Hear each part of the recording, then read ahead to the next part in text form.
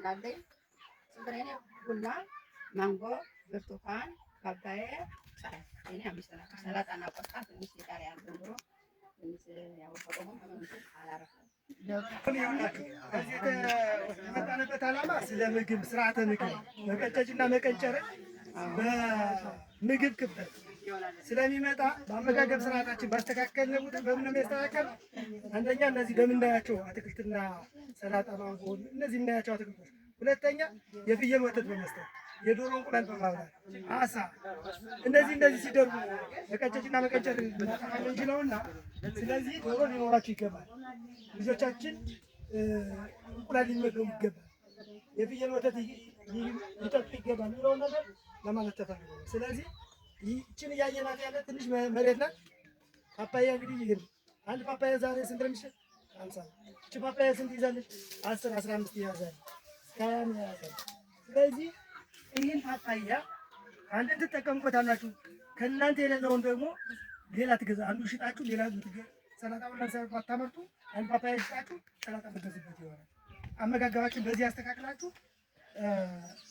ያለው ሀገር ያለው የስርዓተ ምግብ መጓደል ችግሮች በጣም ትልቅ ህፃናት ማያድጉበትና የሚቀነጭሩበት እንደ ሀገር የተመዘገበ እንደ ወረዳችን ደግሞ ይህን ችግር ዜሮ ለማምጣት እየሰራን እንገኛለን።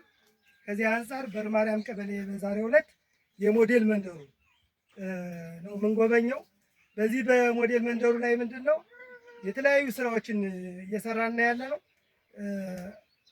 ሰዎችን በማደራጀት ሁለት ሞዴል መንደር አለ እዚህ ላይ። በዚህ ሁለት ሞዴል መንደር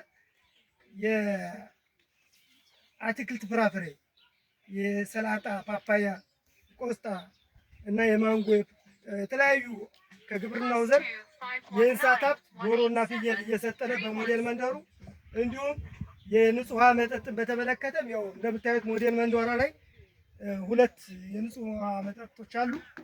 እነዚህ እየተሰሩ ነው። ስለዚህ እኛ አካባቢያችን ላይ ምንድን ነው የተመጣጠነ ምግብ መመገብ አለብን።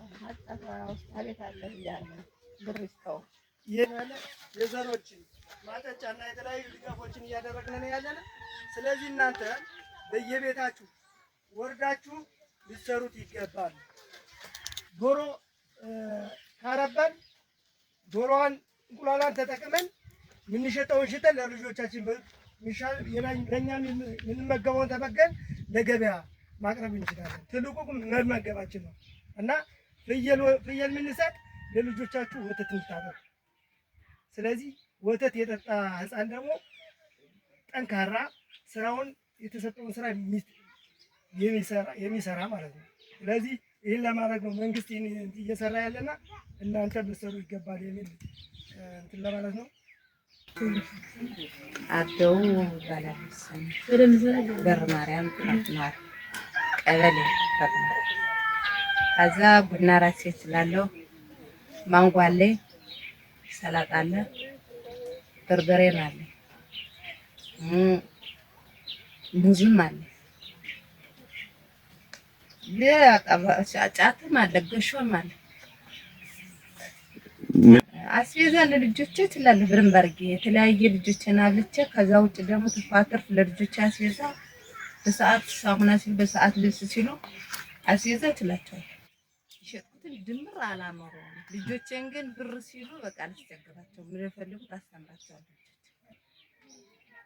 አንድ ገበያ በቃ 3 መዳራ 4 መዳራ ይዞ የሚሄድ እንዲያ ሲሸጥ 3000 ሆና እንዲያ ሲል ደግሞ ሲረክስ 1000 2000 ሆና ሲረክስ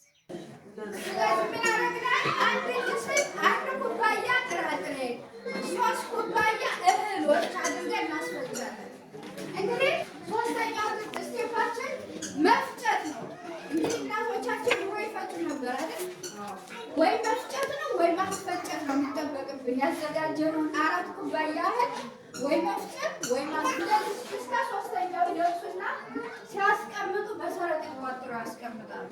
እንደዛ መቀመጥ የለበትም። በሙቀት